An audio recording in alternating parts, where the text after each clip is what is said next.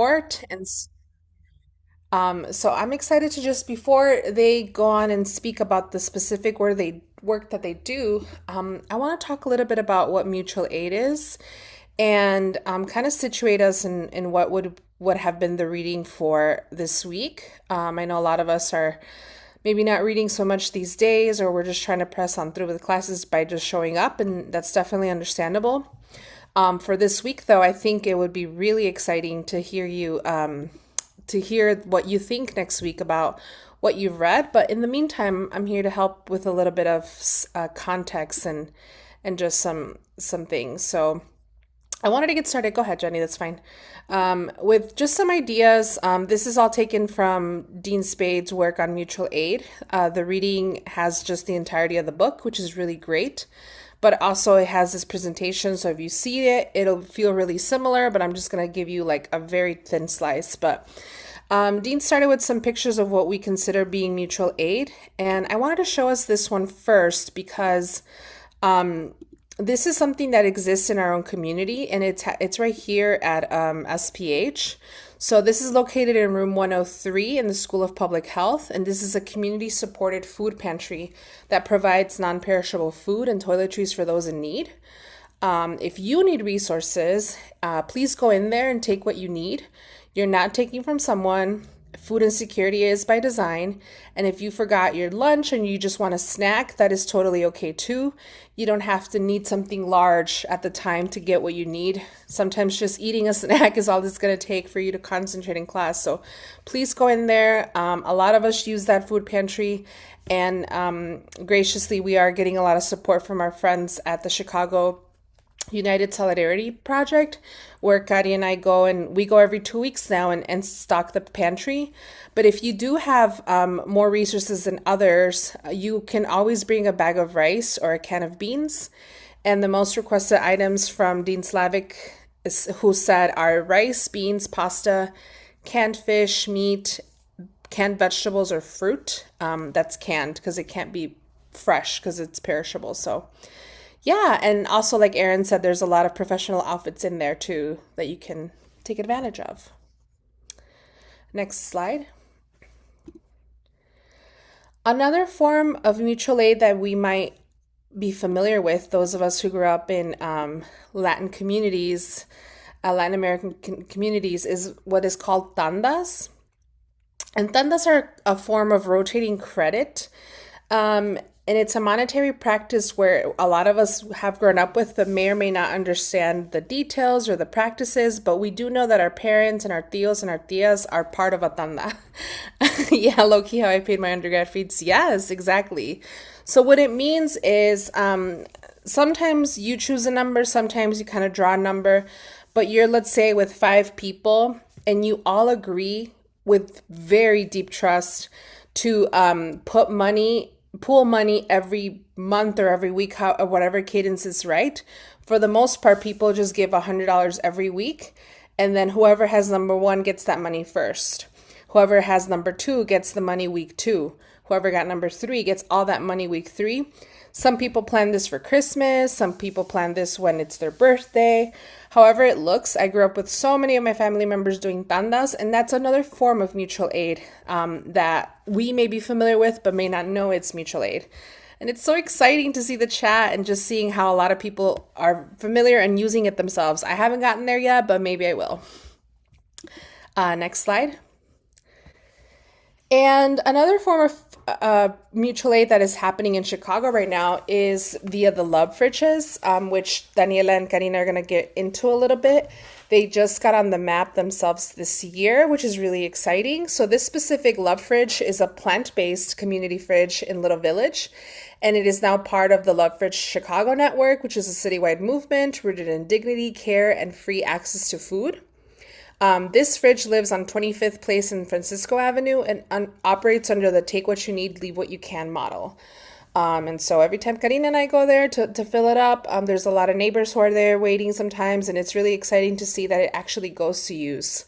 And then on the right is a really exciting thing that I'm a part of that I'm excited to have seen some of you there, which is Pueblo Eats Food Pantry Pop-Up at Monday Coffee.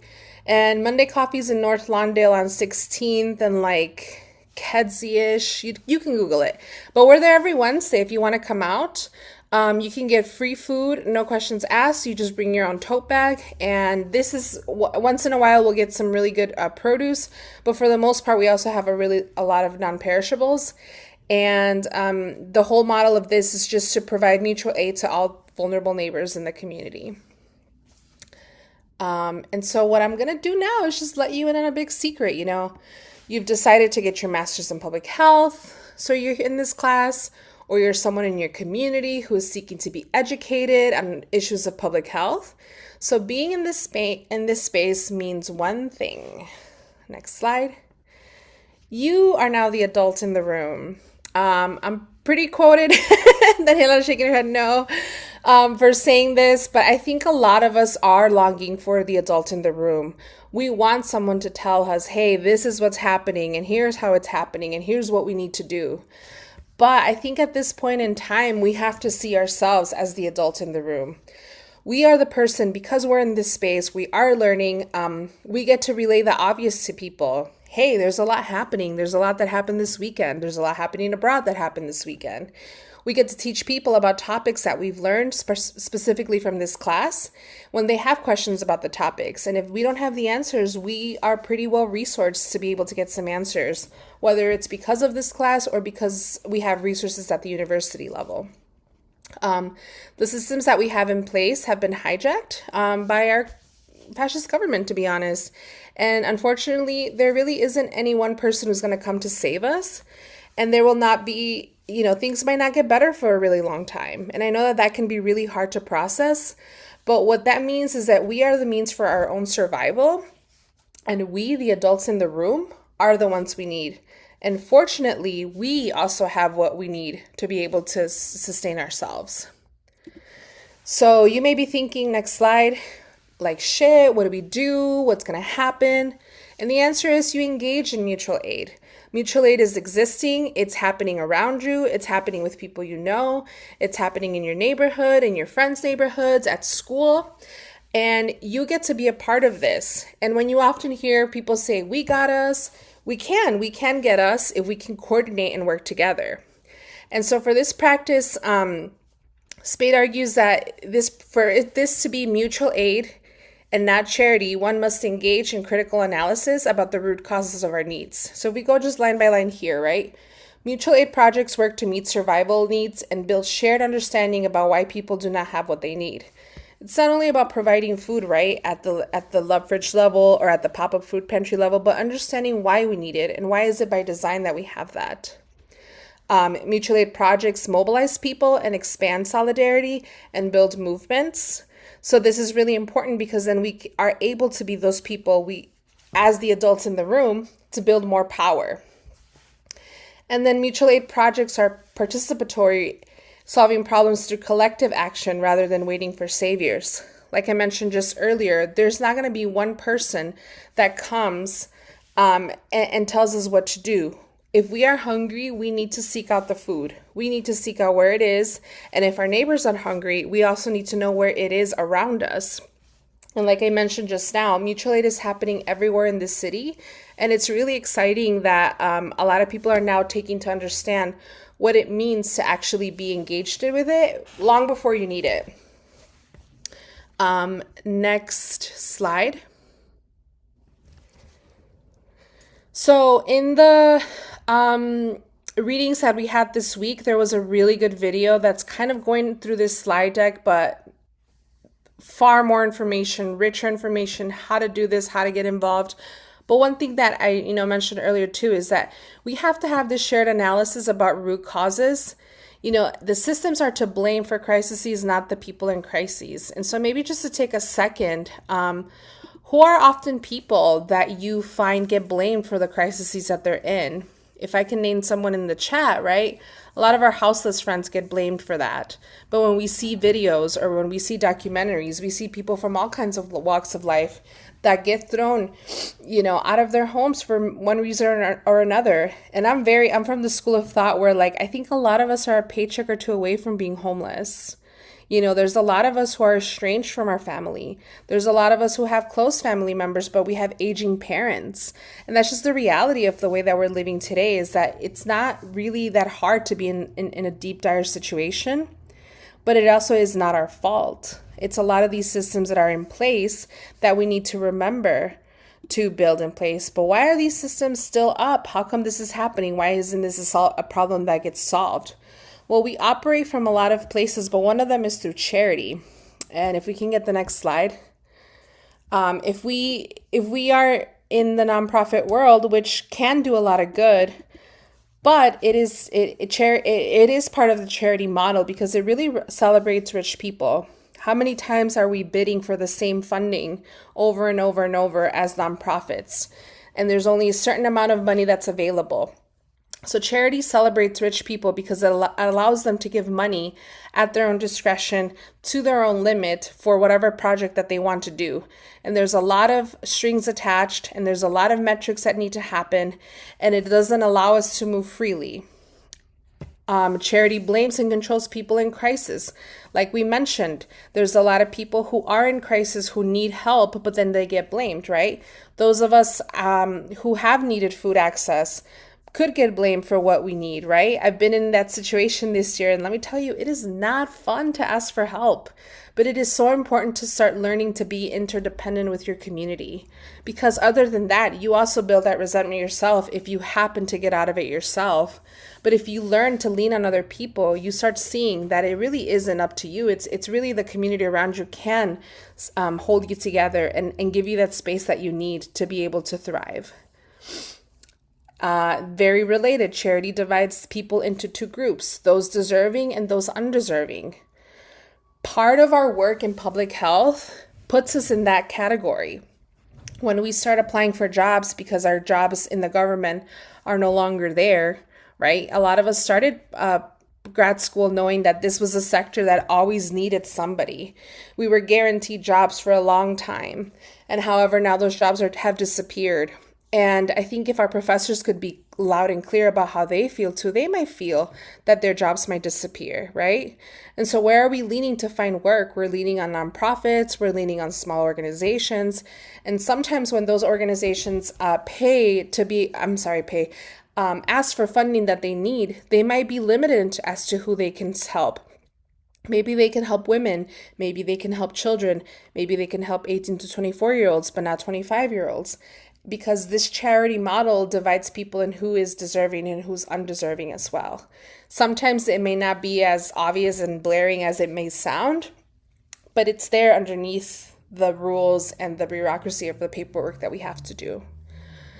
But lastly, charity justifies and legitimizes and sustains existing systems, right? When we have these grants, when we have these foundations choosing what we are able to work on, what we're able to do, it doesn't give us the freedom really to assess and understand what we need in order to really just overhaul the whole thing. Mutual aid will, because you're not limited to who you can help or who gets help. And you're actually also, like Spade said, you're really making the case and putting yourself into political education to understand what are these systems that are holding us oppressed. Next slide, please. So one of the myths on social change, which we see often, right, is that it comes from government or corporate media or the elite people, right? It comes from people who are above us, quote unquote. It comes from people who have ruling on us. And even if that ruling is real because they are the people in charge of this geographic location, right? Social change does not, come from them, but it's very much believed that it is. And sometimes that's us waiting for the FEMAs of the world to arrive, right? For the Medicare and the Medicaid to be in place. Sometimes, folks believe that charismatic leaders appeal to elites and are able to change their mind and are able to win change. And I think what we're seeing nowadays is that a lot of people may believe, ordinary people may believe that by voting, donating, or posting on social media or going to a march or two, things are going to change. But I actually think that a lot of us are starting to see how untrue that is. There's a person who's running for office, I'm not sure where, but I know she's Palestinian, who said it really well, right? The levers that are in place are no longer working and new things need to happen, right? We need to break quorum. We need to leverage what we have. Even in government, people need to act up and do a little bit more because we're starting to see that what we thought was going to work is clearly not working. Who grew up here in the 5th, 6th, 7th grade hearing about the checks and balances of the United States? I mean, I really wonder, right? What are we teaching kids today when those things are not being set in place? When the Supreme Court just gets, sideswept and just said, oh, you know what? Like that, I'm going to do what I want to do, right? As president, even though there are 3 levels of power. That's something that we're starting to see all the time now, that we're starting to notice that, hey, these things that are in place are not going to work. But we have to ask ourselves, what is going to work? Next slide. The reality is that a lot of the change that you see today happened because a lot of people who are, regular people got together, organized, fought back, disrupted, and made it impossible for the system to work as is and for violence to continue. The picture on the left is from the free breakfast program from the Black Panther Party. I didn't really understand a lot of that, a couple years ago of what that meant. But if you and I ate breakfast for free in the mornings in school, it's because of them. It's because they did this, process where they were feeding the kids in their communities for free every day, every morning. And that was just happening on their own. They were just making sure that kids were fed. And then eventually that program became such a threat to the American government that they ended it. And, they ended in one of the most prolific cases on how that ended was from here in Chicago, where Chicago Police Department members were urinating on the food so that they could no longer eat it. And that's how the program ended. But you know who co-opted that? The government did. The government then co-opted this breakfast program and then made it for the entire country. And then they look good, right? And then we believe, oh, our government takes care of us, but that's not true. It was because a lot of people changed the way that the system worked. And injustice, it's not a result of misunderstanding. It is a result of domination. We are seeing how these things are intentional. We just had a great meeting with Alicia and other friends, right, for this up and coming it sounds bad because I usually refer to that as gentrification, but it's this new club we want to work with on environmental justice. And one of the things that we are learning, right, is how are we actually pushing on the things that we see? One of the things that the definition for environmental or what was it? Sacrifice zones, right? That what you're trying to do in bringing justice is to alleviate or to reduce those disparities. But why are we settling at reducing? We should be eliminating those disparities. Why should certain communities hold any of that? Especially those in the southeast sides and the southwest sides. We have to learn our language, right? Especially as people in academia, we have a lot of power in that. And this is kind of like going a tiny bit off topic, right? But when I was part of the Chicago Department of Public Health, I got to sit on a lot of panels and be asked my opinion. And that was one of the things that I was able to say over and over. We have to make sure that the language that we use, really matches the values of the things we want to change. However, it's not going to happen from one day to another because a lot of these movements I made based on relationship. I always tell Caesar this, right? Like we are part of this club called Radical Public Health, but people don't show up because we posted something on social media. I think like 90% of the group will tell you this because Caesar invited them, right? It's because of relationship building that's happening. And so for us in our own survival, we need to be able to know what we need for each other. Unfortunately, if something were to happen today and you needed something and maybe I have it, I wouldn't know where you are. I don't know your address. I don't know that one of your parents may or may not have diabetes or that your brother, has a baby and needs formula. That's why you need to have those in smaller groups to be able to know specifically what you need for your own family. And so I'm going to leave us with just this, even though this is just a light touch on all of the amazing work that Dean Spade has done already to teach us a little bit more about mutual aid. It's all in the readings, and in the free ebook that's in the link. And it's in that YouTube video, and I got to watch the entirety of the whole thing, and it's outstanding. And I highly recommend that you finish this process. But what I want to do now is just kind of take us some time to just kind of sit and process with what we just heard, and then learn from people who are actually on the ground doing this work. Once we hear from them, we're going to do a little bit of a project to kind of get us prepared to see if we are able to find some of these things on our own. And if you don't see the ebook, don't worry, we will post it on the chat.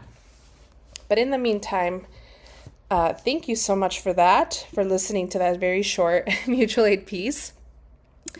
And then we're going to get started, and we're going to do this panel style where I'm going to ask our friends, a couple of questions, and then, they'll answer based on the work that they've done. So if I can, are you both able to go off mute? Yes. Yeah. Awesome.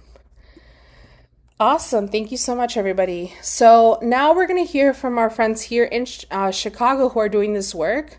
I'm excited that some of our friends are already in the room, but if you haven't met them, if you could just tell us, who are you? If you could tell us a little bit about yourself and your relationship to Veggie Mijas, and how did you get connected to, and what drives you to do this work? Do you want to go first, Danny? Sure. Hi, everyone. Thank you so much for being here and for allowing us to be here in this space with you all. Mutual aid is just especially so important right now for us to be having these discussions. Like our ancestors, folks have been having these discussions for ages, but it looks so much different here in the city. And I love to be able to just share a bit about what we do in that regard. So my name is Daniela. I go by Dani. I use she, her pronouns. And I'm a first generation Mexicana, born and raised here in Chicago. I had the privilege of spending a lot of my childhood in Durango, Mexico, in a little ranchito, a small town, with my both sides of my family. And I have a background in education, animal advocacy, plant-based nutrition, and birth work. I am from the Belmont Creek neighborhood. And yeah, it was a lot of what kind of helped shape where I am today. It was really my childhood and the experience that I had growing up sometime in Mexico. I come from a lineage of farmers, of educators, of birth workers, and ironically, butchers. So when I was around 11, I spent a summer with my family, and I knew where meat came from. Like I knew what it was, what we were eating. But it wasn't until they took me to the slaughterhouse to pick up the big pieces of meat that I saw a cow get slaughtered. I was like around 11 years old. Who knows what my life would be like if had I witnessed this later in life, but I'm a water sign. I was a very emotional child. So that really moved me. And I stopped eating meat then and there. Like my family called my mom and was like, she's going to die. Like we don't know what to feed her. She's refusing to eat. And then we just had to get creative. Like it was then and there that summer where I discovered just so many plants that I needed to nourish me because yeah, my family was at a loss. I kind of was too. I had never heard the term vegetarian. I just knew I didn't want it anymore. So then fast forward 9 years later, I'm studying philosophy in college and I'm taking ethics classes. And then I went vegan. And then after that, like I graduated from college and came back to the city and really wanted to find community. And I think I was looking in all the wrong places. All the places that I looked in were didn't really feel like they honored my culture. They were very much animal liberation based, which is like definitely one of the values that I hold, but my identity is way more complex than that. So it was really hard to find a space, but luckily I didn't give up. I Googled uh, black and brown, Latino, vegan, plus, on Google. Like just looking for places like people, communities that reflected my identity. And so I found Veggie online and I reached out to, this was about 2019. I reached out to Amy Kichis, who is the founder of Veggie and I said, I want to start a chapter here in Chicago. And Amy was like, well, there's already a chapter. Luisa Ibarra just started this a few months ago. So I got in contact with Luisa in 2019. um, I'll rewind a bit and just share that.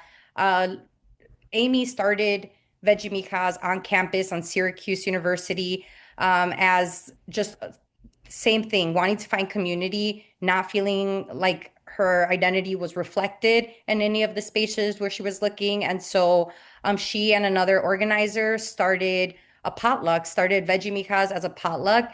And folks were really interested, and she started sharing online, and people started reaching out from different cities. And she just realized like this is like bigger than me. So that's how the chapter started. And we are now at 5 chapters. Sometimes they fluctuate, folks step back, step in at different, for different reasons at different capacities. So we've had up to 13 chapters at one point, and we now have 5 strong chapters that are in DC, New York, Philly, Orlando, and here in Chicago.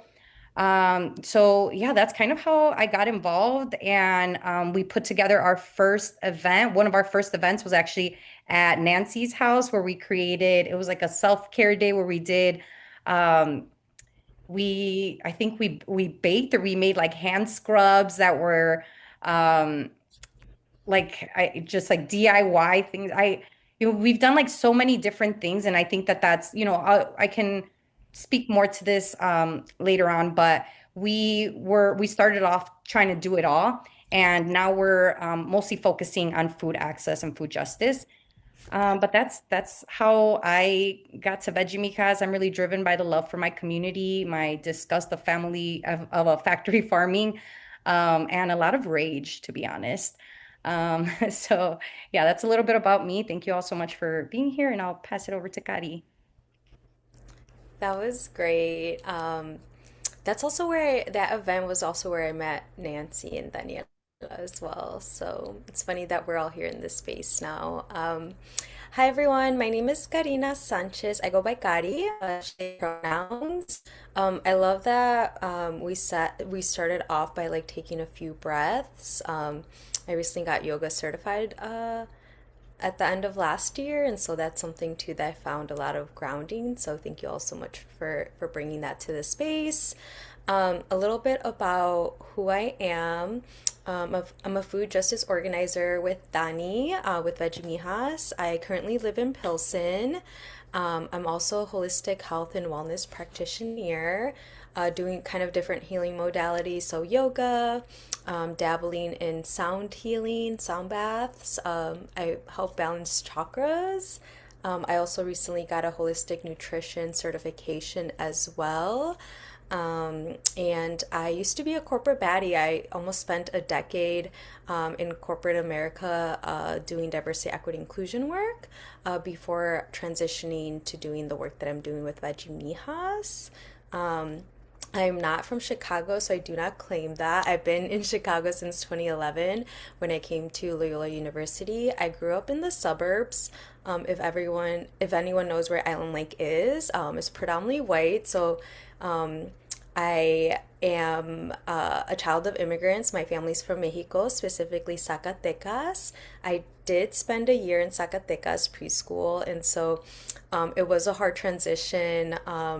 I grew up in Palatine, and in first grade we moved to this small white suburb, and so a lot of the times I felt like the different kid, and even from like food, I love like Mexican food, but growing up in that space, I think that was like just like the food was like something that I was hyper aware of. Like people would be eating pizza or like their Lunchables, peanut butter and jellies, and I remember like bringing like a burrito and stuff, and people being like, "What is that?" And so I think for me, the topic of food has always been like a little bit complicated. Especially for me, I went vegetarian in high school my senior year.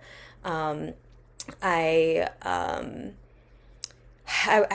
we were doing like persuasive papers, and I got the topic of genetically modified food, and so in the research I found out about like the farm industry, like all the stuff that they put in our food. And so I remember just kind of like telling my mom, I'm like, I'm not gonna eat meat. And similar story, like my family's like, what are we gonna feed you? Like they kind of got offended because like meat is such like a big staple in like all our food.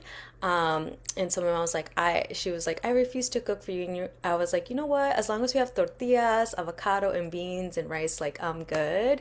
And then eventually, after I graduated college, um, I I did start eating meat. I forgot like what the reason was for like a year, and like I hated it, so I was gonna go back to being vegetarian. But around that time, I found out about veganism. And so for me, it felt like a good fit. I really, for me personally, did it for the animals and the environment, as well as just health reasons. I felt like for me, like it wasn't such a big sacrifice. I never really liked meat. And since I had started doing that in high school, like it wasn't a big transition for me. When I did become vegan, it felt a little bit harder for me because I feel like with vegetarian, it was a little bit easier to like eat out or like, with friends. But when I became vegan almost 10 years ago, it was still kind of hard to find stuff to eat. And so I felt that I centered a lot of community and like joy around food, and when I became vegan, like I didn't have that. And so that was in 2016. And I just felt very isolated too because I feel like the vegans that I knew or kind of like even on social media was very like white centered. And so for me, I was like, well, I guess I can't eat Mexican food or all this cultural food that I really liked. And I stumbled across Veggie Mijas, as Dani mentioned, in 2017. They were like an Instagram account, so I had been following them. And then they had posted on social media around like 2018 that there was like a Chicago chapter. And it was that event that Nancy was a part of and Daniela. And it was like a potluck as well. And so it was just like so beautiful to see a bunch of like BIPOC queer folks, bringing like their cultural dishes and getting reconnected to like that joy around food and community. And so I've been an active member since then. Before Daniela and some of the other organizers at that time recruited me in 2023 as an organizer. Um, and I think for me, that was like such a beautiful transition, and just even being here and like reflecting on, you know, what really called me to Veggie Mijas. It wasn't only just like, those shared values, but I think at its core, there was something about reconnecting to our ancestral practices and foodways that really spoke to me. Um, I think for me, I've kind of gone on periods of like decolonization from like college where I learned about like the history of Latin America, and like we weren't taught about like the impacts of like colonization and the intervention in the US. And then with Veggie Mijas, it was kind of like understanding how our food got colonized and like the separation from like the land and being able to like grow our food. I think that's been more of a recent journey for me. I've come to believe that food and plants are medicine. One of the other things I forgot to mention is I'm an herbalist as well, and so it's been beautiful to kind of weave all these experiences, and even just like passions with Veggie Mijas and like reconnecting back to like my body, the land, and like my ancestral practices around food, and then being able to like hold space for other folks that are curious, and decolonizing themselves through food, and like educating and providing resources. I think like that's been one of like the most exciting things for me. Um, and just I think most recently being able to like adapt and really center mutual aid and the importance of that, and just like food access and like I know like some people think that we need to earn or work for our food, but really like for us, like we believe food is like a human right. And so yeah, really just here happy to be here with you all, and thank you for holding space for such an important conversation.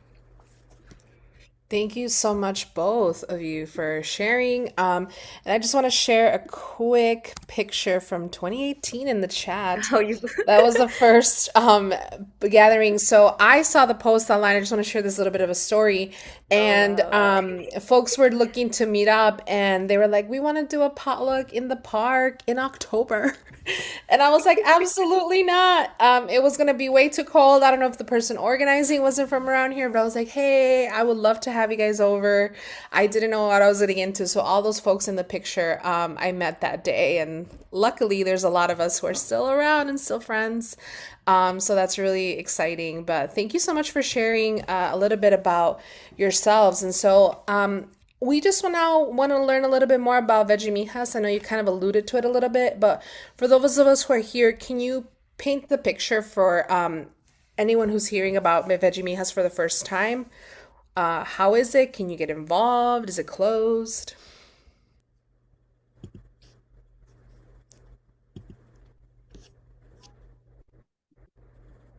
Anybody? Uh, yeah, sorry. Can you? I was really caught in the chat. Yeah, no, Yeah, no, the sorry. chat's always lit, so you're good. So we just want to say a little bit more about Veggie Mijas. Like, if you just can paint the picture of what it really is, and like just specifically the oh, you're not husband. Oh my gosh, that's right. In the pic, a little bit of what Veggie Mijas does specifically in Chicago, and then too, like maybe once you go over like the piece of Veggie Mijas, Scotty, if you can run into like how is Veggie Mijas really integrating into mutual aid. Yeah, So yeah, go ahead. awesome. I had mentioned that we did some restructuring. We changed our mission because we really wanted to like hunker down on a real like our values, and we all just realized like the connection that started us was food, and so that's kind of where we've continued to grow from, that value of like food accessibility, food justice, and also honoring our our ancestral food ways. So I will just be reading a bit right now on screen because we updated our mission and our vision. So we're a community of women, trans, and gender nonconforming folks who are dedicated to advocating for plant-based lifestyles and food justice within marginalized communities. And our mission is to make plant-based living accessible to global majority women and gender expansive folks, while empowering them to embrace food ways rooted in ancestral traditions. We really just aim to to foster a safe space. Like I mentioned, a lot of us that were looking for a vegan, plant-based community wound up in spaces where we didn't necessarily feel welcomed or represented. So we want to really aim to make Veggie Mijas a space where we honor body positivity, meet folks where they're at. It's not like, you can join, like a lot of folks actually aren't vegan. Some of our organizers weren't exactly vegan, or, were sometimes vegetarian, sometimes ate fish. Like we're on a spectrum. And I think that being on a spectrum really honors everyone's own individual journey. We're not the PETA vegans. In fact, not everyone is vegan. So what the goal really is to build community, be together with folks that are curious or interested in learning how to incorporate more plants into their diets. And it's really a curious space for folks to learn together, and build community from there. So we started off with potlucks, and we continue to have potlucks every year. We have Manteniendo Nuestra Cultura, which is maintaining or preserving our culture. That's the name of our big annual event, our big potluck, where folks get to make a dish that honors their ancestors and honors um, their background, their culture, and to veganize that dish and then share it with folks at a potluck. And that we saw that that was one of the most requested, most popular events. So we needed to just ensure that that was one of our annual events. I mentioned that we had that it originally started as a small group in Syracuse University, but now we're all over the US. We even had a chapter in Mumbai, but that organizer was no longer able to continue. So we're always open to expanding outside of these cities that we are based in. And each city is responsible for their community. So we know that the organizers there are the experts in their communities and they know what their communities need.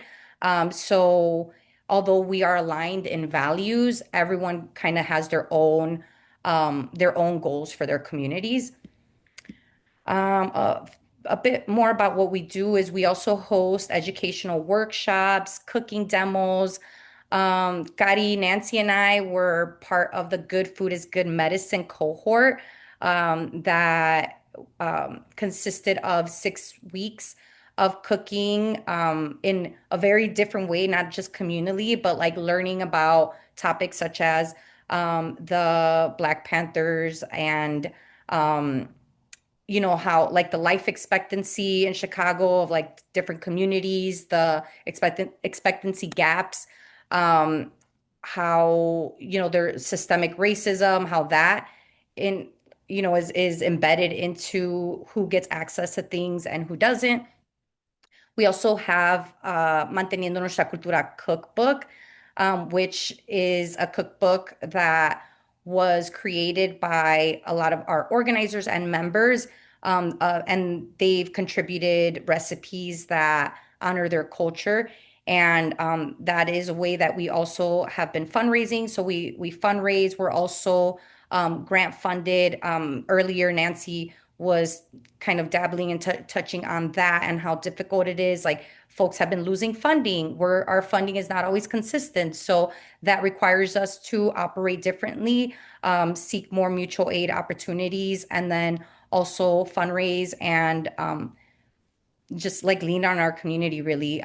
We'll talk more about the community fridge and highlight more about how we really rely on community for that. So I guess now's a good time, Kari. I can pass it on to you and you can talk more about Chicago specifically. No, yeah, thank you. That was great. Yeah, I think you touched on a lot of great things that we're doing nationally and then in Chicago as well. I don't want to get too much into the community fridge because I know you'll be talking about that in a minute. But our community fridge and this was before I guess around the pandemic as well is when we started. But I think more recently in the past year or two, we saw not only in Chicago, more of like a mutual aid, especially around food, but even like for us. And part of that was driven, with like grants being cut before a lot of our, programming was funded through that. And so for us, we had to get a little bit more creative in how we do mutual aid. And so I think the last year and a half, we really focused on building partnerships with the community and just different organizations in the food justice space.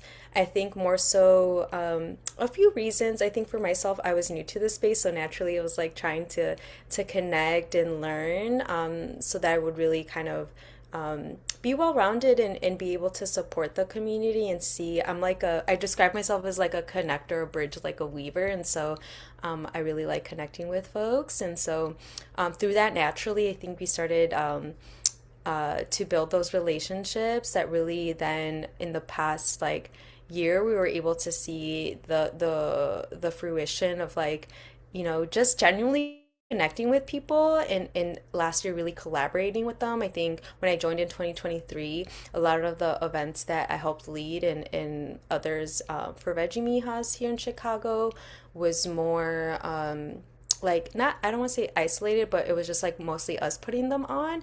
And then last year we got to do a lot of events in collaboration with like these relationships that we cultivated and really centering like a different model outside of like our grants and doing a lot of fundraising initiatives, especially like sliding scale for us. Like all our events are free. Like we don't want cost to be a barrier. And so obviously with funds being cut, we're like, okay, like let's introduce a sliding scale model and really just leave it up to like our community members, allies to contribute what they want. And all the money that we would raise through that model, we would reinvest into our community fridge initiative.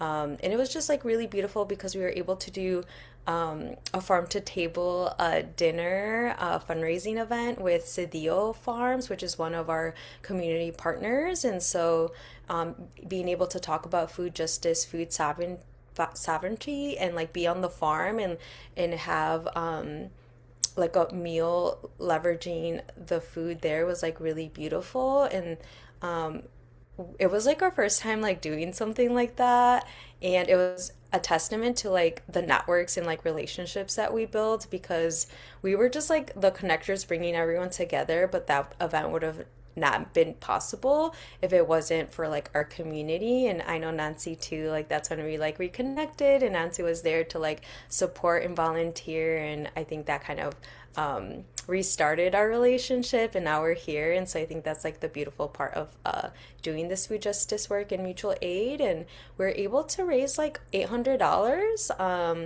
and we decided to, we were focusing on food justice here, but in the spirit of just like, wanting to acknowledge what's happening globally, and us believing that food access should be a global issue too.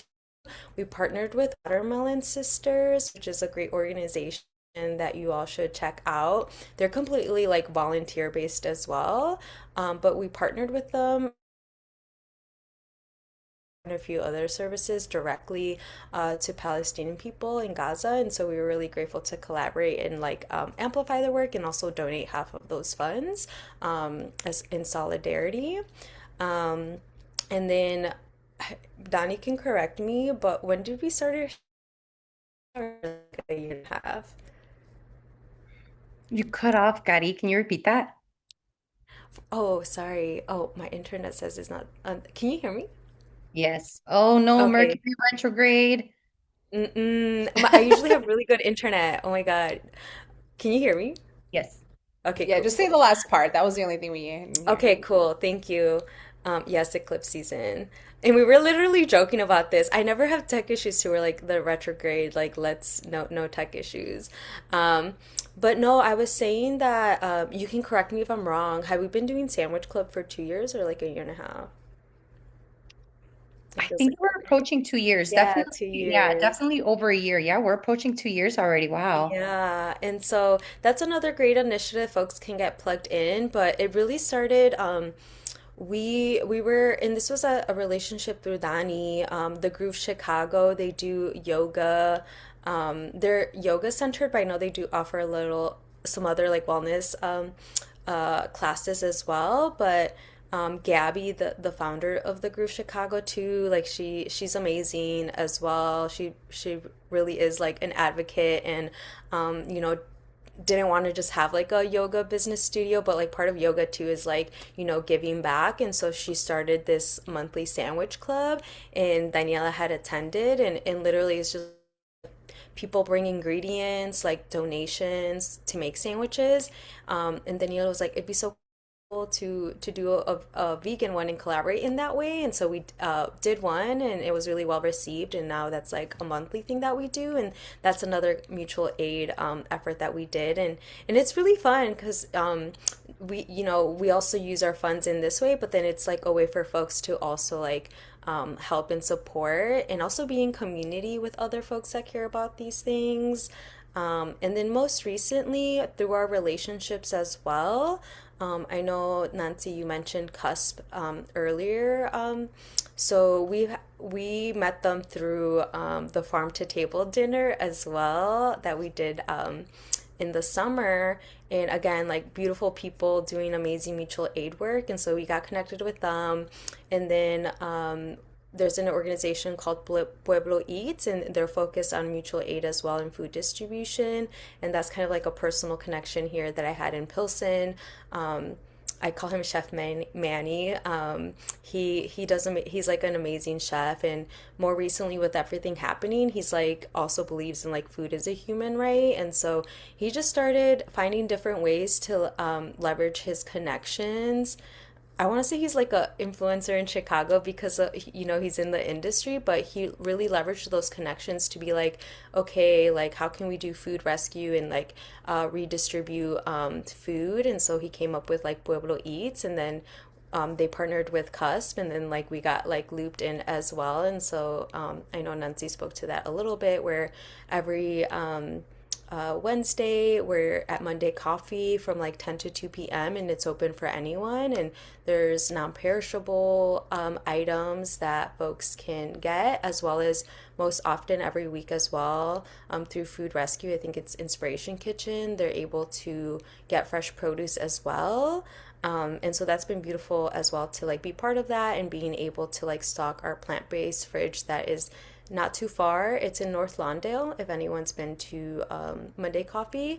And so even Monday Coffee, like they're a business, a coffee shop, but also believe really deeply in like mutual aid work. And so it's just like beautiful um, to, I think collaboration is like a really big thing I want to emphasize because, me and Daniela, we used to be a team of four, and then capacity and budget cuts, so it's just us two, and so we've really learned to like lean on our community to support, and then also like this mutual aid work. So I'll kind of leave it at that. Awesome. Thank you so much for kind of giving us a little bit of a preview to our next question. But the next question is, one day there was no Veggie Love Fridge, and then one day there was. So, how did that happen? What were you seeing in your community that made you think, we really need this? And then just to give you the follow-up question, what does it take to keep this going? You could tell us the number of years it's been happening, and what has surprised you about it. So I'll ask you the rest later, but one there wasn't, and one there was. So we just want to hear the story. All right, I'm gonna take you all back to the start of the pandemic because I know every year after that has felt like if I was an emoji, it'd be like that one because yeah, that was just what even was that? What even is that? What are we living right now? So, start of the pandemic, we had rising food prices, job loss, reduced income, supply chain disruptions, right? Folks were like production was slowing, folks were being laid off, people were panic buying, they were stockpiling. Remember the shortage on toilet paper? Like, whoa. What like that is just so crazy to look back on. Schools were closing, kids went to remote learning, families lost consistent meals for their kids, reduced lunches, right? Like folks had to figure out how they were going to feed their kids, where they were going to put them, transportation barriers. There was a reduced services, right, on the CTA. People were not able to go to grocery stores. There were long lines. We were social distancing. There was a strain on food banks, like the food banks that were already active. They were really being flooded. We saw that there was a higher need for mutual aid at this point. That's what folks were doing. People were delivering groceries to folks who couldn't leave their home. We were like, folks were dying around us, and that was like a really scary time. I mean, it's still going on. But during this time, everyone was panicking and things were, at a standstill for a lot of folks. And that meant that households were being really constrained and their incomes were being, rerouted, reconsidered, right, at like the most essential things. And a lot of folks were suffering. What ends up happening is like people are paying the bills, and then at the end, whatever you have left is what you have left for food. And so we saw a higher need for folks to get food delivered for them. And then, people were connecting with food banks and volunteering to take food to their neighbors. We also saw the rise in love fridges. I I wish I knew exactly what year the love fridges started, but I want to say that it happened around this time, and they were popping up all over the city. People were really like open to the idea. We had a lot of people hosting fridges. And in a bit, I'll get into like the day-to-day, like logistical pieces of maintaining a fridge. But there was just that I think folks are really trying to figure out how they can help, how what they could do with their own given capacities. We saw that a lot of folks that were at very limited capacities were the ones giving the most. The food banks had long lines, but at the same time, there was food going to waste. And so that's where a lot of volunteers stepped in, and people started. There are a few organizations that like saw that moment, and I think it's the Chicago Food Rescue. They're a great resource. There was someone who stepped in and said like, we need to figure out how to get this food that's sitting in this warehouse directly to people, and one of those ways was like also putting them in the fridge, because that's like a medium between where folks could come, and that was like a safer way where folks didn't have to go to the grocery store. They could come and visit the fridge. And during that time, we had some funds from a grant that we had received that year, and we really wanted to meet the moment. And Luisa Ibarra, she was the one who started the chapter here in Chicago. Luisa, her family owned a grocery store on the corner of 25th Place, San Francisco, right where the fridge is located. We're right by County Jail, right by 26th and 26th in California. We're like one block off of there on a residential street. That's where the community fridge is. And it's plugged into her folks' home. And they're such pillars in the community. Like they are, our fridge is like so loved and supported because of them, because they have been in the little village neighborhood for over 30 years. And so that's kind of where we started. We had the funds, we sourced the fridge from the neighborhood, low cost fridge. We had one a woman who's a welder, our friend Mika, who built the structure of the fridge. We kind of like DIY'd it on a pallet, and then there was like a screen door there. And then we had folks from like the youth from Yolocali and a friend of ours, Leslie, who led them in painting the mural on the fridge. And that's just, how we just knew that we needed the fridge and we would figure out the rest later. We were so lucky to have the Ibarras host the fridge, and it could not have worked out more perfect than that, because folks know Luisa's family. They're able to check in on the fridge. They're also very helpful when it comes to maintaining the fridge and letting us know when it needs some love. And yeah, we have folks that really rely on the fridge, people in the community. So that's kind of where how we started, and a lot. We learned a lot. We learned a lot from that process. We just thought we were going to erect the fridge and it was going to miraculously take care of itself, but that was not the case. We realized that having grant funds to support the fridge was not sustainable. That was not something that we were going to be able to always rely on. So we found a greater need for volunteers, getting the word out in the community, and then, like Gadi mentioned, collaborating with folks already doing this work, because that was the big thing. We were very isolated. We were doing it ourselves. We were so sad every time the fridge was empty because folks just didn't know about it. And then we got connected to folks from the Love Fridge, and we made it on their map, and now we have just so many more community members getting involved. We also, community members are constantly also like taking care of the fridge, cleaning it, and yeah, we're going on 5 years this year of having the fridge, and we're looking to make some upgrades. 4 years with the used fridge. It's put in a lot of work. It's really shown us some love, but I think, where it's time, we're getting to a place where we need to replace the fridge. And so we're looking on doing that in the spring, giving it some upgrades, a new paint job, and then making that a community event as well. Daddy, do you want to add anything to that? I think the only thing I'll add is, yeah, I just put in the chat, we're always, you know, asking you shall receive.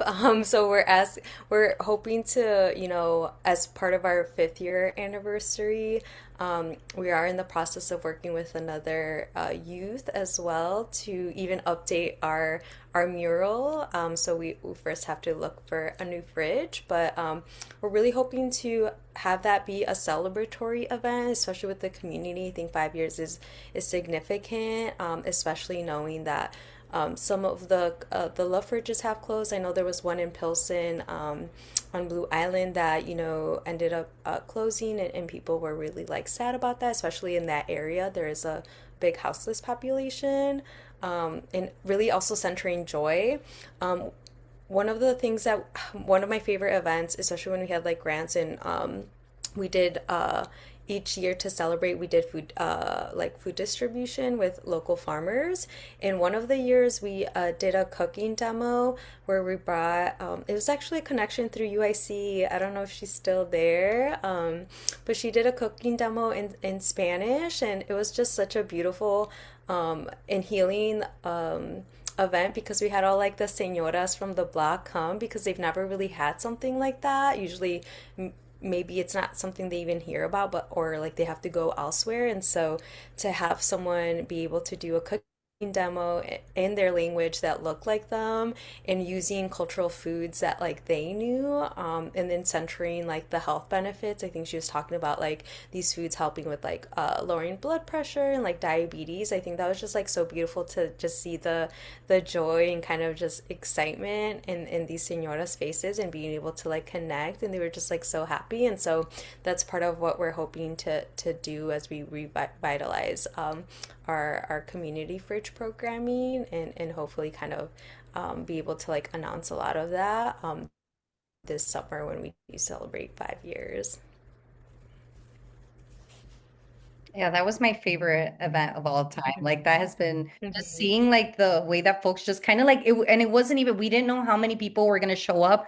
We just had a table and a tent, and That's hot. yeah, and then folks just started kind of like walking, doing their groceries, just stop by, and then we had like at one point like 20 people, a lot of like moms and their kids, and what I really appreciated from that was that um it was a lot of we got a lot of feedback, and folks were able to share how they cook the food differently. Like we centered the community members and their experiences with cooking and what they would, some of them they were honest. They were like, this was not spicy enough, this needs more salt, I would do this. And it was just such a beautiful experience to watch folks just like talk to each other, laugh, uh connect, and talk about, oh, I'll give you that recipe later. They got to taste and give like honest feedback and see like what you could actually make. And sometimes like folks think, especially when we talk plant-based and vegan, they're like, that is completely removed. That is something that I don't understand. And when you show folks like you're actually already eating a lot of vegan stuff, they get it a little more, and they're like, oh, okay. I think it's just like that disconnect or building that bridge that is where we love to live. Yeah, thank you so much. That's so exciting. And I wasn't coughing because you were talking, just so you know. But I kind of want to go off script a little bit because I think the pattern maker in me is just really catching on a lot of themes as a, instructor for the day. But I wonder if prior to maybe this conversation, did you consider just how much your work is infused with public health? I think what you're doing is very much what we long to do, right, in our own work. But you're doing this essentially for free, right? And these are the kinds of things that are it takes, right, to be able to support our community. So I'm just wondering now, as you know that there's so much mutual aid that is taking place, right? Um, how did you see yourselves maybe previously before considering speaking to a public health class, if that makes sense? Or like, did you see your work as public health? Maybe we could start there. Hmm. Yeah, I can start. I don't think I recently made that connection until maybe I think working with Janine in the Good Food, Good Medicine cohort is kind of what started to plant that seed. Um, and I think too my own kind of like spiritual healing journey like that was happening around the same time where I started to, I think our um, indigenous ancestors saw a lot of like, the land, food, plants as like medicine. And obviously they didn't have like this language. And so I think when we were part of the Good Food, Good Medicine cohort, like they were really big on like, food is medicine. And I think they partnered with the University of Chicago and they were doing like a gut biome thing. And so they were the ones kind of like, for me, I'm like, oh, like, yes, like these things are integrated. And I think for me more recently as well, as I've been sitting with that, I used to like be a researcher in another life. I was part of the McNair program, and so originally at one point I did want to get my PhD. And so I think I've been sitting with, a lot of, our communities, our stories, and a lot of research, especially when it comes to health, like we are not centered. And so I've been even thinking about like our community and the folks that we work with and where we come from. I was like, wow, like for me, like I could see like a vision or kind of like a dream or goal down the line for us to be able to like do some of these cohorts and like partner with like universities and like capture some of this data and like center our community and really emphasizing like our health because we know these like health disparities like exist like there's this organization. I'm like a big runner. And so, if folks have ever heard about Peace Runners, they're on the west side. And so they just started with like, we're moving. They started a run club and now they become this whole official like nonprofit that really holistically looks at health and wellness. And it started because on the west side, like there's such a big, which I know you all know about, like the health like the age gap because of racism and all these things. And so I think through like Good Food, Good Medicine and Peace Runners and even just like connecting with Nancy, I'm starting to see those overlap. And I guess we're kind of, yeah, we're doing this work in that capacity. And so I think for me, I'm just kind of like sitting with that and feel inspired and curious to see what that can manifest and like collaboration and partnerships because I'm like it can be easy for me. I'm like I want to do all the things, so it's like okay, like we have a full room of folks that we would love to like if you all have ideas and things to like reach out and like collaborate with us. Yeah, I think I would just add, like, I'm sitting with the question, Nancy, and thinking about how personal it also feels and how almost like forgetting that part of like how I really recognize like just how like the political part of all of this and thinking about like on a micro level, on a personal level, like I lost my dad last year to food, like to heart disease and food related illnesses. And I have a lot of diabetes, high blood pressure in my family. And I remember being like, learning about all these things in like college and like coming, with all of my books and knowledge and like trying to tell my family like how to eat and how to be and like, you do know what they're doing and like everything in the food and no one listens. Like yeah, at that point, it's like, it's so much because on purpose, like they've done it. They've brainwashed us in a way that like this it just doesn't make it makes more sense. I think that like I think we just have a lot of trust in like in doctors and like the we like I again this is going to sound like very very PETA and I'm trying to like get people to cross over on the vegan side, but I there's like seeing those disconnects. Like the American Heart Association says that bacon is considered a carcinogen, and like you go to a hospital and they're serving it there. So like it just makes sense why it's so hard for our community members to see that connection, to see that it's also a matter of like convenience and like folks are being like worked to the bone and you don't have time to come and cook this like whole foods meal. And I think that this is like where this is the space where we begin to kind of make that connection and find better ways to talk about these things and make it more accessible for our community members. I love the folks in the chat that are talking about the resources like at Rush. Like I am a big, like I attend those stroke meetings for like caregivers. I've attended those. And so I think like we're starting to kind of see that where hospitals are realizing like, okay, like we need to be working with community members, and community members are being, I guess, like less afraid to work in hospitals. And because that's really where the gaps that we should be filling are. Because like a lot of our parents, a lot of our family, like we trust doctors and we should be able to trust doctors. Um, but understanding like the bigger systemic issues, I think are also very important. So yeah, thank you for that question, Nancy. I think yeah, when I think of public health, I think of like my home public health and like how that relates to me on a more personal level, and then seeing that connection greater in my community. Yeah, thank you so much for even just making that connection on the personal level. And yeah, I also have, a lot of family who's, myself have chronic illnesses and, insulin resistance, diabetes, all this stuff. And I'm often thinking, I'm like, well, what would I want to do, right? What would I want to see in the community? And I'm glad that, you both are making some of that happen, right? And making food accessible first and foremost, and then taking care of the person long before, the other conversation can happen about their health.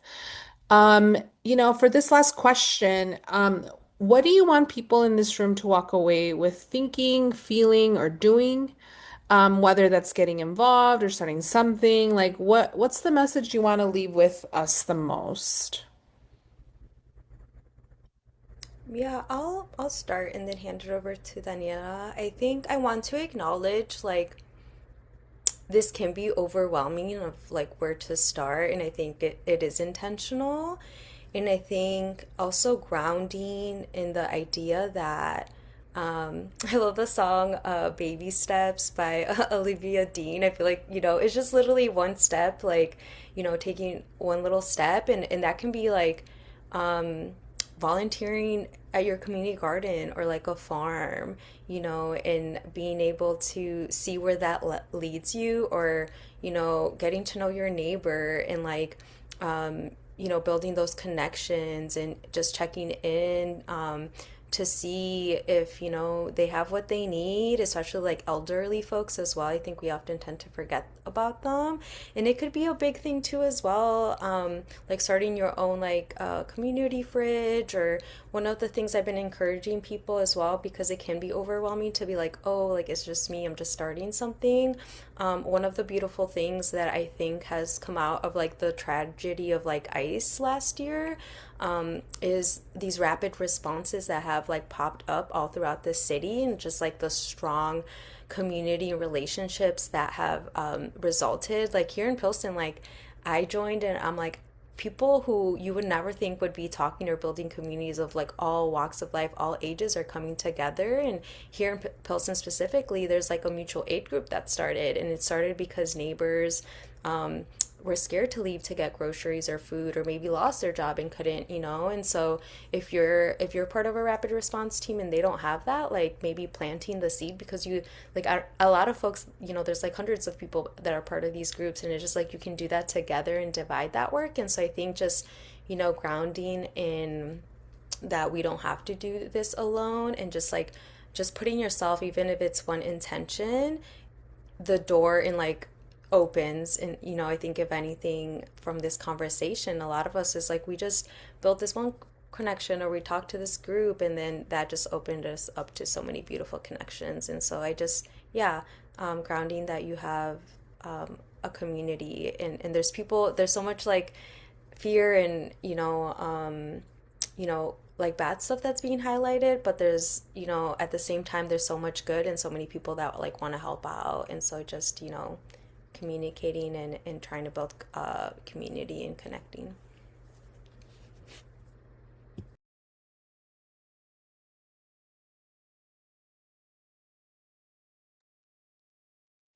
Yeah, I think the only thing that I would add is just like thinking about how, I think a lot of us are sometimes at a loss of what we can do. And a lot of it starts with like just a micro level. I mean, like sharing food with your community, hanging out with your friends, like just doing things, that build community and conversation and not just, you know, going out and spending. It's about spending time together, getting to know your neighbors. I live in a pretty big, I think there's like 30 apartments here in my building, and I know everyone across the hall, people downstairs. Like I know, the kids in my community and just like these apartments.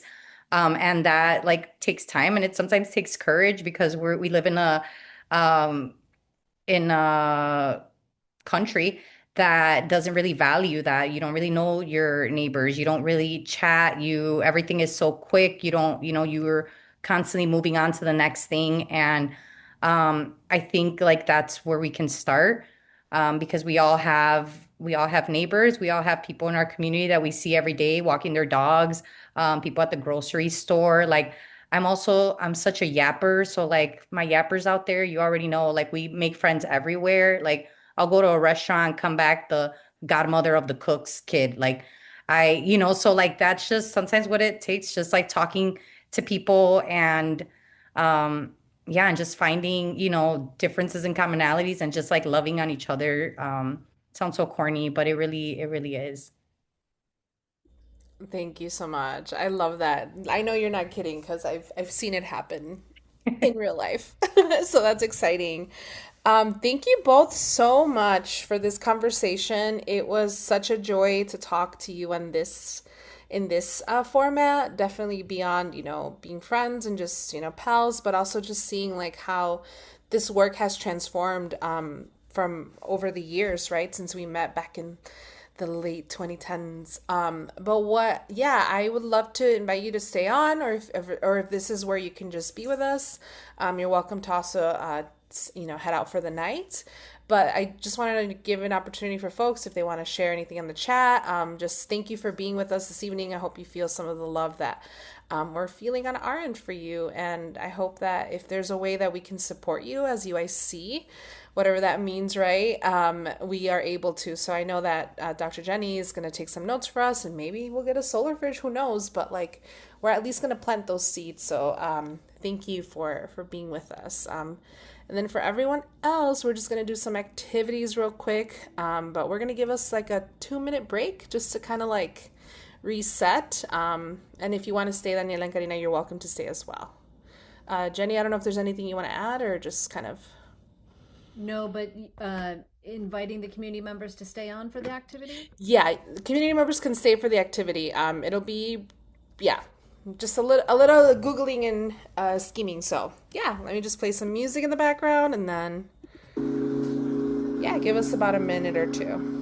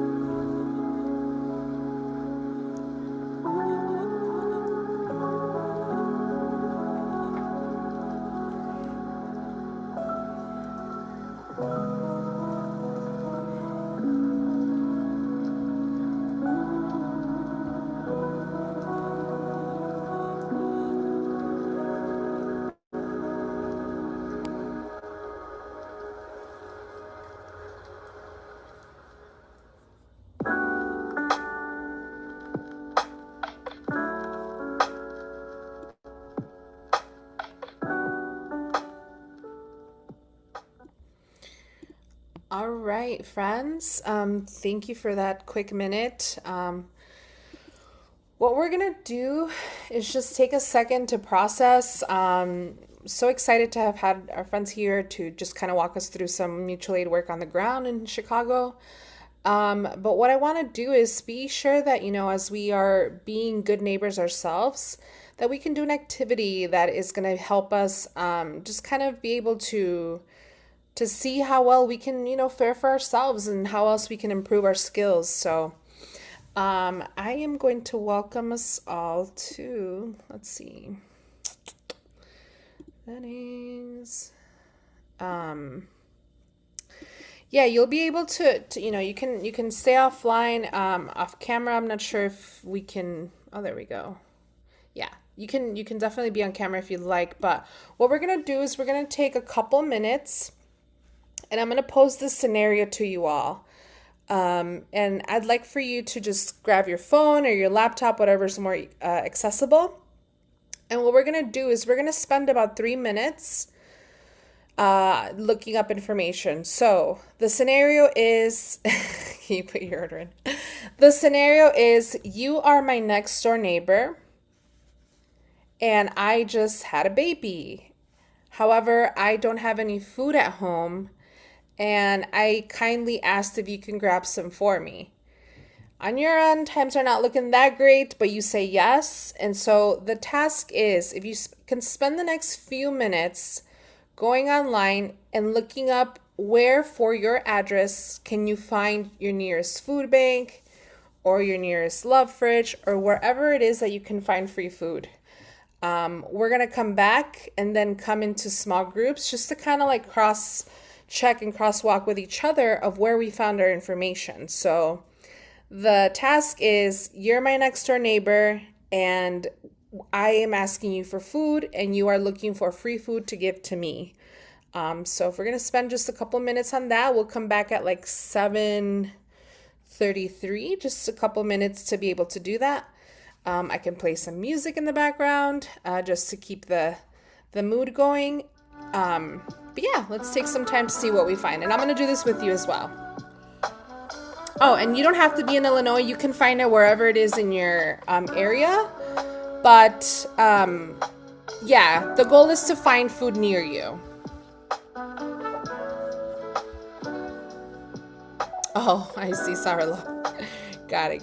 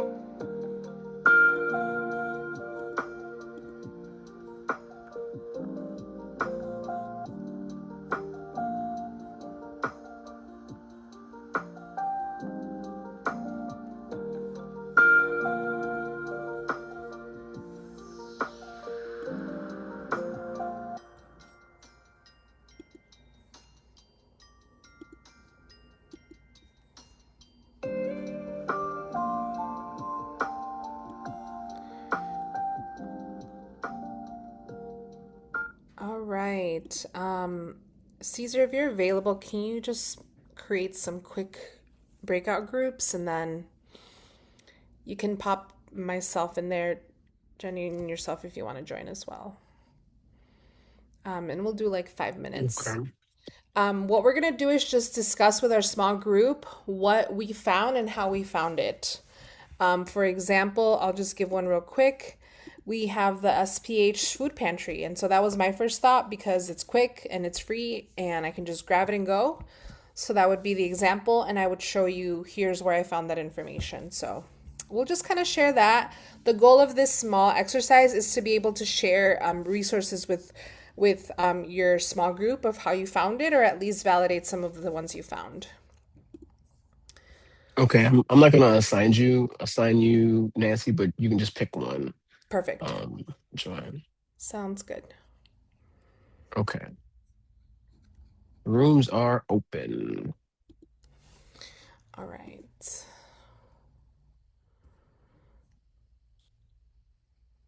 So Daniela and Karina, if you would like to join, I think you'll also have to pick a room.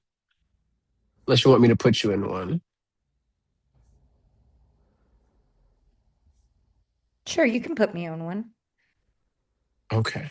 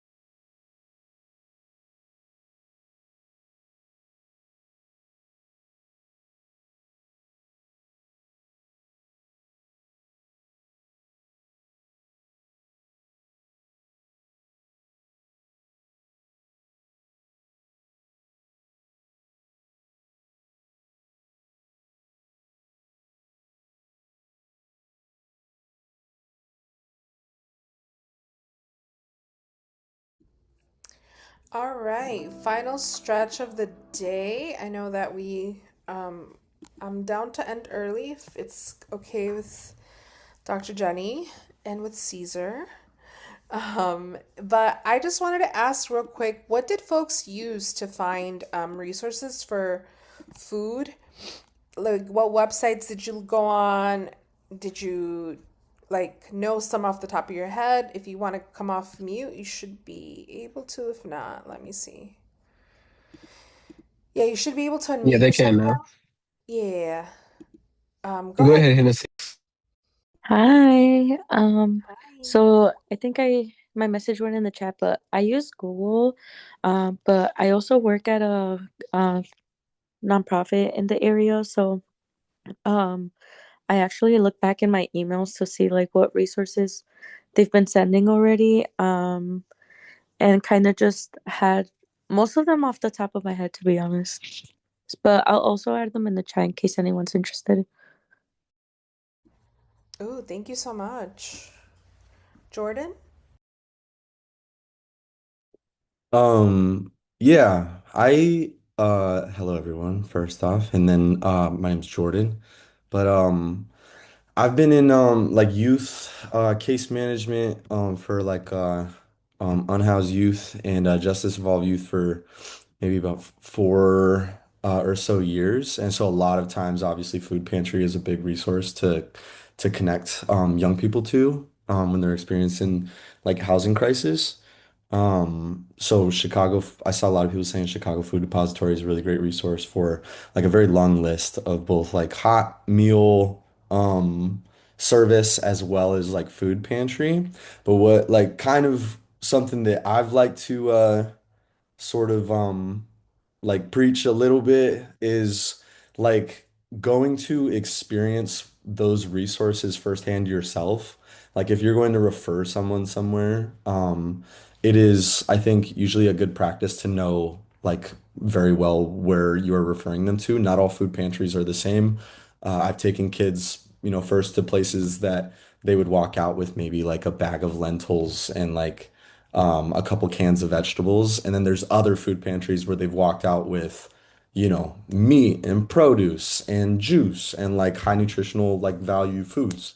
So, and I think that there are a lot of long list of resources out there, so it's easy to kind of get like lost in the sauce, so to speak, or kind of have your head spin about the amount of like addresses that are listed on certain sites. But just as a good practice, I think it's always good to kind of like go suss it out firsthand. And then just for my own personal experience, plug in the Northwest Side in Hermosa is Life Impactors at 2100 North Kildare.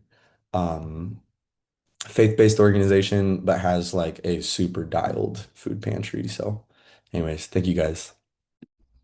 Oh, thank you. Thank you for those tips on letting folks know about, what to expect. Um, for those of you who are near UIC, Monday Coffee on Wednesdays, where Gadi and I volunteer.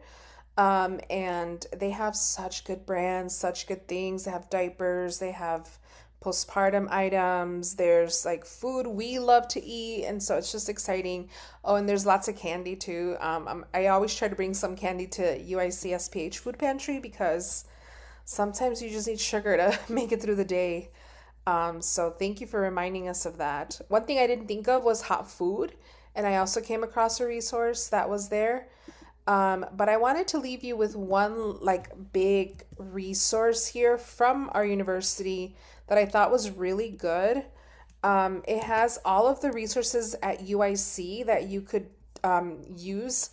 I've used a lot in the last year. I used the emergency fund that came by. That was really helpful when I was like needing to pay rent. And I've used, of course, the food pantry, donate to the food pantry.